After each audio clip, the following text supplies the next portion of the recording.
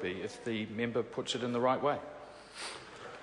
Question number 11, Chris Hipkins. Thank you, Mr Speaker. My question is to the Minister of Education. Does she stand by all of her statements? Honourable Hekia Parata. Tēnā koe, Mr Speaker. Mr Speaker, yes.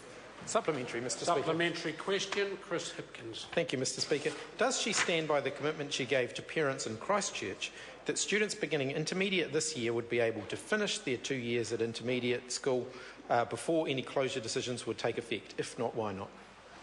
Honourable Hekia Parata. Mr Speaker, as I have said repeatedly, in every school meeting that I held at the 35 schools, I repeated that they were proposals in front of them and that they would have the opportunity to make submissions on them, which 31 schools did.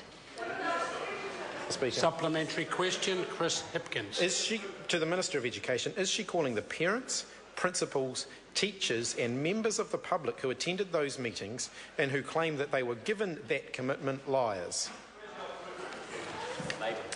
Mr Speaker, no, I'm not. Oh, Mr Speaker, no, I'm not. Look, this is a very difficult situation in Christchurch, and schools are naturally, some of which are disappointed. But I can unambiguously say that I made it clear on every occasion that these were proposals, and that is reflected in the fact that we received 31 submissions. Supplementary question. Supplementary question, Chris. Thank you. If she isn't calling those people liars and accepts that she did make that commitment, why has she broken her promise by now deciding to close 3 Christchurch intermediate schools at the end of this year, only 1 year after many of those students started there? Honourable Hekia Parata. Well, Mr Speaker, that member can attempt to reframe what I'm saying as many times as he would like.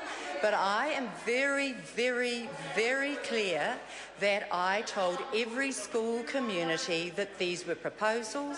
We funded the consultations. We received the submissions. I did not give a commitment other than these were proposals. Supplementary question, Chris Hipkins. Thank you, Mr Speaker. Mr Speaker, will she give parents, teachers and students in Christchurch a commitment that appropriate facilities at least equivalent to what they have now in their present schools will be available to the students at their new schools at the beginning of next year? And if not, why not? Honourable Hekia Parata. Mr Speaker, yes.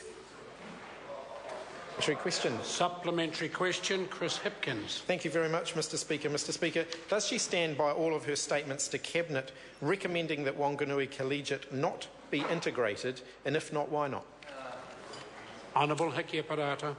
Mr Speaker, I sought Cabinet input onto a difficult decision, and I appreciated that, and I am comfortable with the decision I then made to integrate Whanganui Collegiate. Speaker. Point of order. Mr Speaker, that wasn't actually the question that I asked the Minister. I asked whether she stood by all of the statements that she made to Cabinet. I think on this occasion the Minister has adequately addressed your question.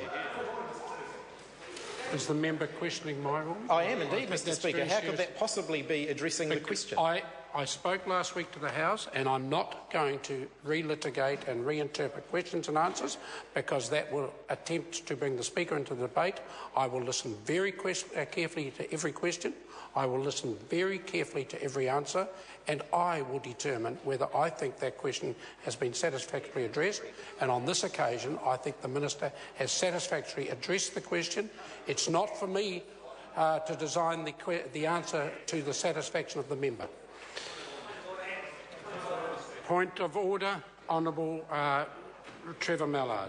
Mr Speaker, can you give the House an assurance that you will also follow your predecessor's practice of watching the video replays of these rulings to ensure that you get them right? No, I cannot give that assurance. I certainly do go back and study the Hansards very carefully. Is there any further point of order on this matter? Dr. Russel. Thank you, Mr Speaker. Your predecessor actually used the language of answer the question rather than address it.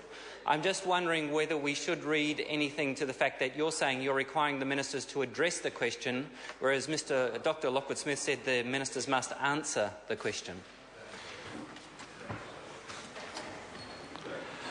If the member wants to refer to standing orders, he'll see that it is a requirement that the question be addressed. To try and attempt to design the answer to answer the question to the satisfaction of the member asking is something that would be beyond the previous speaker and probably beyond the current speaker as well. I'm not... Is it on this matter? It is. Point of order. I'll give... Chris Hipkins. Thank you, Mr Speaker. Mr Speaker, the previous speaker indicated that members on this side of the House could expect an answer in accordance or in line with the type of question that was asked. Yep. So if it was a very straight question, we could expect a very straight answer. If it was a political question, it would be a political answer. And I have ruled that the Minister has satisfactorily addressed the question. I move now to question number 12, Jackie Dean. Thank you, Mr Speaker. My question is to the Minister of Internal Affairs and asks